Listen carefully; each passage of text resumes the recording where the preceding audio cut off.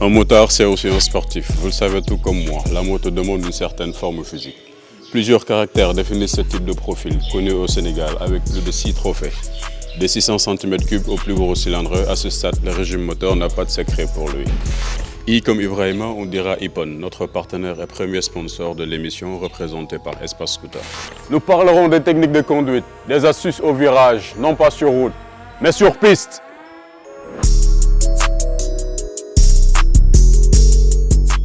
Yo, purple with the sauce.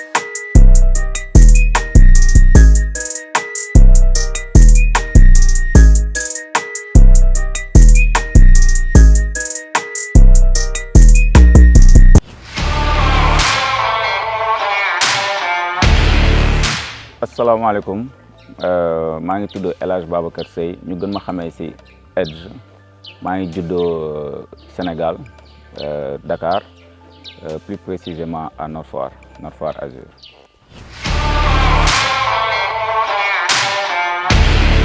Moi, ce qui motive ma passion sur la moto en fait dafa jugee ci ba ma nekkee ndaw dama bëggoon cascade dama bëggoon def ay cascade. dama bëggoon di teg ay rampe di tëb commencé naa ko ci roller ci trottinette après ci vélo laa mujjee donc ci vélo li may yàgg di dawal vélo commencé di jàng ay cabaret par la suite ma commencé bëgg moto des fois de temps en temps laa ko doon seetaan ay course cross sax laa doon seetaan et puis mu am kenn ku ma inspiré waaw mooy Assane Dëbb Daaxe waaw man bi ma nekkee xale depuis ndaw nag dama ko yàgg bëgg parce que da doon ñëw Nord Foire dafa doon ñëw sama koñ dañoo amoon dafa am benn xaritam suñu benn grand frère la bu tudd Khadim da doon ñëw di ko seeti donc c'est son ami intime ñoom ñoo doon ànd donc ñoom bu ñu doon ñëw si biir koñ bi di dugg si koñ bi di génn ak seen motocross yi donc ci biir laay toog su ma déggee motocross rek damay daw génn su ma dawee génn dama koy gis mu ñëw xam nga déraper def ay drift yooyu noonu xam nga boo nekkee xale da ngay bëgg yooyu xale yi dañuy bëgg moto. Donc et puis par la suite sama bëgg moto di développé wu may gën a dem di gën a bëgg moto commencé ci scooter léegi un jour dama décidé wu dama ne il faut que ma am scooter donc dama toog benn année toute une année entière boo xam te ne dama def ay économie dama defee économie jënd benn scooter benn MBK booster moo nekkoon sama premier scooter.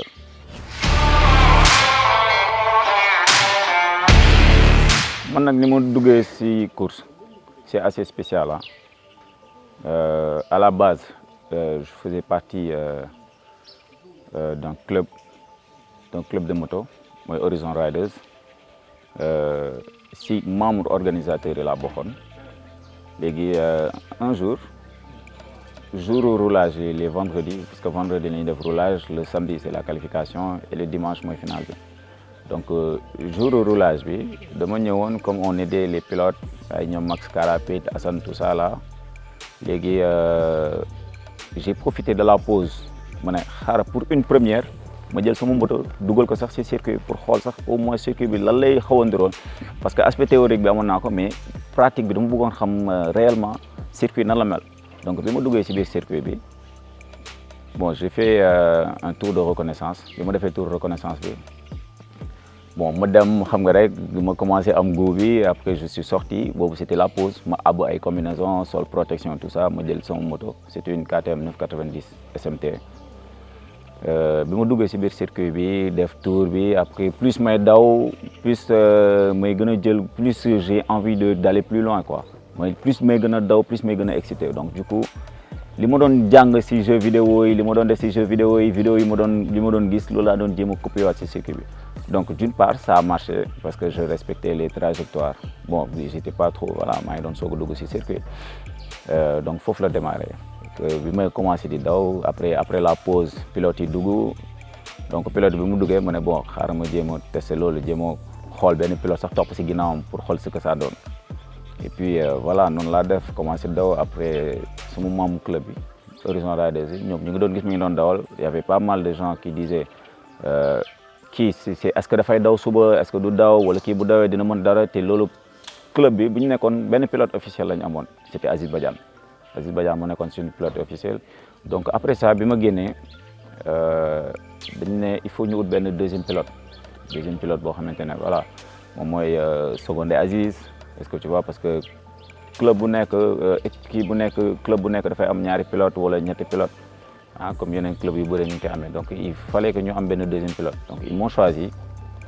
ah déjà choix boobu noonu li ñu ma choisir noonu daf ma excité daf ma gën a excité donc foofu la démarré donc le soir même c'était le vendredi ah le soir guddi bi nelaw ma guddi bi yëpp la laa def YouTube laa fanaan j'étais sur YouTube di jàng les techniques de pilotage les techniques les trajectoires xam nga les techniques de virage les techniques de freinage détails yëpp y avait beaucoup de paramètres donc paramètres yooyu noonu yëpp laa dem di ko gëstu ci internet bi c'est comme ça que j'ai débuté.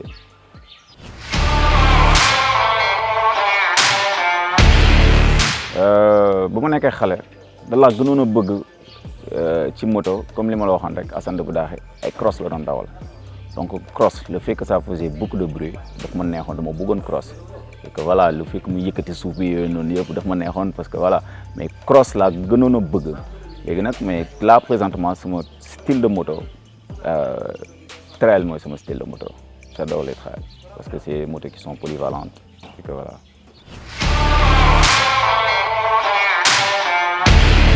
Ma première moto, c'était une KTM 990 SMT de 2009.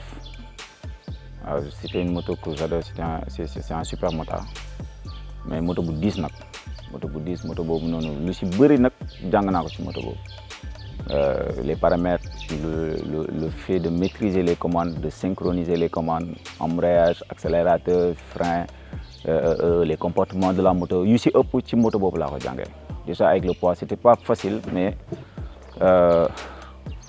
jàppale na ma ci lu bëri moto boobu tamit bon j'ai vécu beaucoup ah daj naa lu bëri ci moto boobu noonu waaw daj naa lu bëri c'est vrai que je me suis régalé avec cette moto mais elle m'a pas aussi pardonné ah waaw.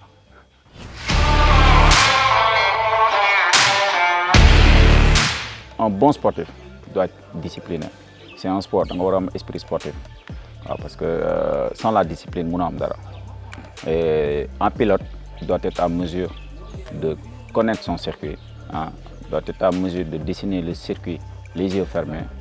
Bon, après, les bases, les grandes lignes, c'est quoi? C'est la posture sur la moto et surtout les trajectoires. Les trajectoires, il y a beaucoup de paramètres. Parce que trajectoire aussi, ça se définit en fonction des coordonnées des virages. Il y a un angle virage et que les techniques aussi c'est anticiper aussi les virages, anticiper virages. On va se concentrer parce que c'est une moto qui roule à une grande vitesse, une vitesse de moins de 180 à l'heure. Donc il faut être concentré. On va concentrer. Concentration de la lu déjà les techniques de virage. Virage bu si nekk war nga xam ban angle la def. Technique de freinage aussi, il y a des techniques comme par exemple pour le freinage, pour quitter une ligne droite, entamer un virage qui fait peut-être 90 degrés, il y a des postures sur la moto spéciales à adopter. Donc on va sortir le réservoir, bien t'aligner sur la moto, ça c'est quand tu es en ligne droite pour prendre un bon virage. Il faut avoir un point de freinage, un point de déclenchement. Moi, je finis déclencher pour commencer à incliner la moto. Un point de déhancher, un point de déclenchement, je finis déclencher pour le virage, pour retrouver le point de corde. Le point de corde, c'est la zone neutre. Donc, le point de freinage, le point de corde, il faut le freinage. léegi bi nga excessif point de corde bi mooy zone neutre bi foofu nga war a commencer bàyyi freinage léegi foofu bàyyi freinage bi waratoo accélérer léegi après point de corde bi dafa am point de dégagement mooy c'est la sortie de virage bi léegi juste après point de corde bi si ngay commencer di accélérer progressivement mais rapide une accélération progressive et rapide pour faire un bon virage.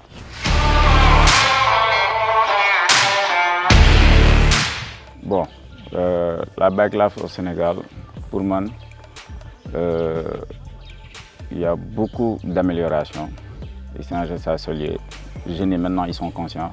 Ils ont le casque, ils ont les base, Comme les jeunes ils ont commencé wheeling, ils connaissent maintenant les bases du wheeling. Le frein déjà c'est la base, donc ñu ngi koy dem jàng ji ñu ngi nekk di ko développer et ça avance. Je suis fier d'eux parce que daana woon gis ay Sénégalais di def loolu. Maintenant au niveau international léegi booy ñu ngi def li freestylers yu bëri di def au niveau international. Lenn lañ soxla, ils ont juste besoin d'accompagnement. dañ leen war a recadrer gën leen soññ ci sécurité bi.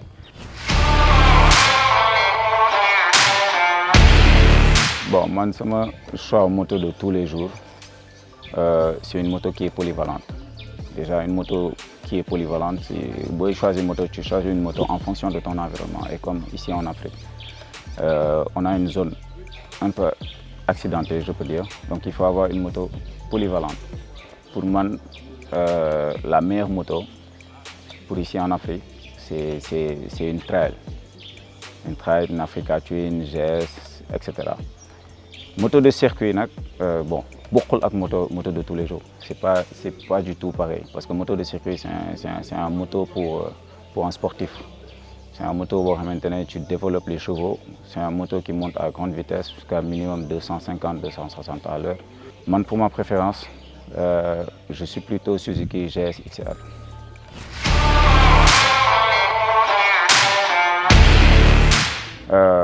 Il faut qu'on respecter. Sans les règles, on est comme des animaux. Les femmes, les règles à respecter, on doit les respecter. Parce que le code de la route, si des sécurité, si sont respectés le code de la route, les usagers doivent les respecter. Donc il faut se conformer à la loi. Les lois aussi, le code de la route, il faut le respecter. Et ça, il faut avoir un minimum de discipline.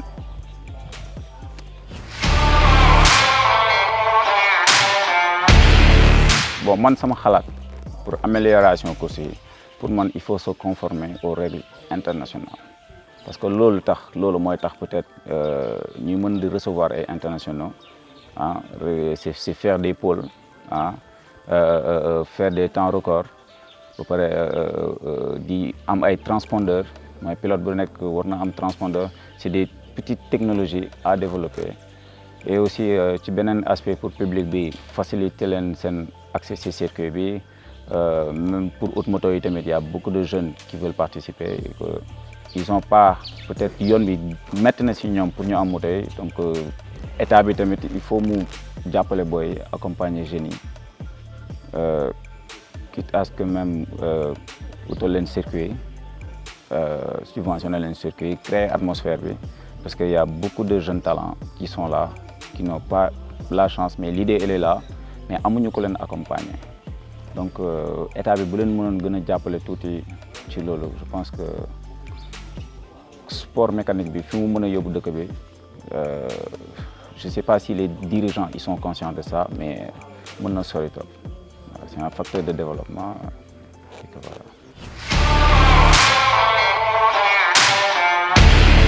Un message à faire passer à la fédération sénégalaise. Moi, nous devons les jeunes, nous assister et que nous déglou. Parce qu'ils ont beaucoup de choses à dire, ils ont beaucoup de choses à montrer. Parce que tamit rafetoul, mais c'est quand même dommage. Si nous talent, nous avons fait ici de ça se voit au niveau international.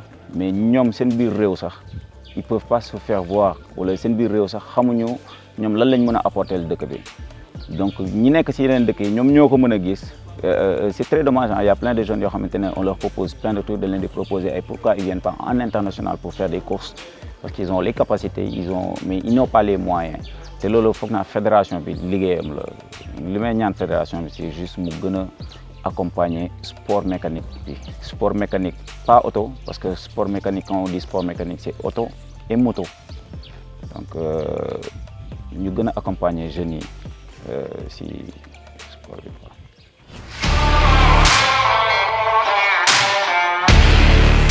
Les jeunes, les conseiller, moi, nous il faut faire des recherches, de l'attirer. Il faut poser des questions, approcher ces marques ou les nit yoo xamante ne ñoo la gën a xam peut-être ci domaine bi nga approcher leen ñu jox la ay conseils parce que loolu mën a jàppale nga egg fi nga mën a yegg fi nga bëgg egg loolu mooy c'est le meilleur raccourci donc nañ gën a conscient si loolu nañ gën a conscient aussi si mesure de sécurité yi waaye parce que aussi discipline bi yaatu li mu boole moo bëri surtout la discipline un motard doit être discipliné motard dafa am image motard c'est noble c'est pas nit yi ji tëbuñu rek bëgg motard c'est une passion comme nit bu am passion peut-être dem di def chasse wala passion je sais pas faire des découvertes si noonu la nit ñëpp amee passion noonu la jeunes yi am ay passion pour la bike life donc il faut ñu gën a respecter les règles il faut respecter les règles pour ñu neex a jàppale tamit parce que si tu respectes pas les règles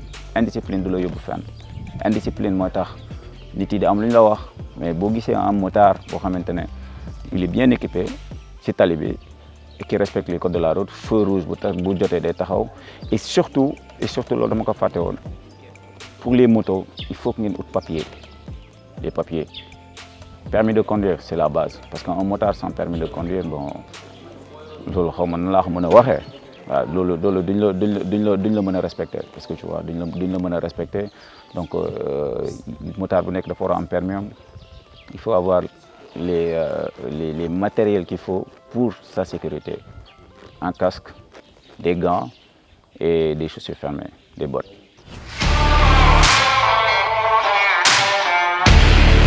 maa ngi remercier DKR Riders parce que seen liggéey bi moom macha allah je remercie aussi les followers pour les encouragements et les conseils pour les jeunes leen rek laa leen wax mooy soyez disciplinés équipez-vous et un motard doit être équipé un motard doit être discipliné.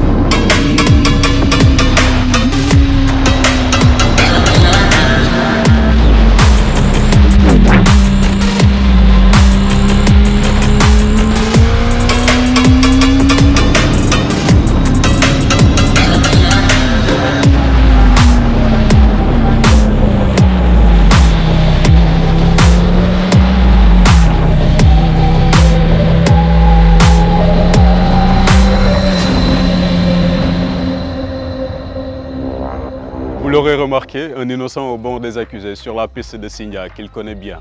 Cela peut être avalant pour la nouvelle génération de pilotes. Il ne suffit pas de savoir mettre les vitesses, mais il y a une multitude de paramètres à maîtriser pour devenir pilote. Nous remercions la direction du circuit Dakar Baobab, ici à Sindia, qui nous ont permis vraiment de passer une très belle journée en compagnie de Edge. Hey man, what about you boy? Merci encore. Voilà, Merci. Merci. Ainsi, on suit la trajectoire jusqu'à la ligne droite pour arriver à coup sûr sur la prochaine épisode de Riders Interview sur la chaîne DKR Riders TV.